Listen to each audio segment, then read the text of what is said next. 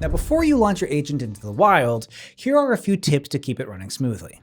First, set guardrails. Just because your agent can make decisions doesn't mean it should have total freedom.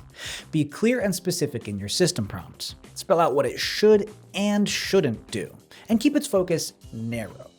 You can even add validation steps after the agent runs to serve as a simple quality check. Second, limit its tools. Only give the agent access to the tools it really needs. More tools can make things more complex, and that usually means more chances for it to go off track. Third, use prompt templates. Templates help keep your outputs consistent and make it easier to troubleshoot when something breaks. You can inject variables like dates, prior results, or other workflow data to keep things flexible without losing structure. And finally, expect some trial and error. Bugs and misfires are part of the process. If something isn't working, start by checking the inputs and reviewing the node settings. You can also ask the built-in n8n AI assistant for help.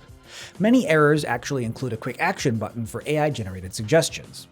And if that still doesn't solve it, most nodes have direct links to the relevant documentation.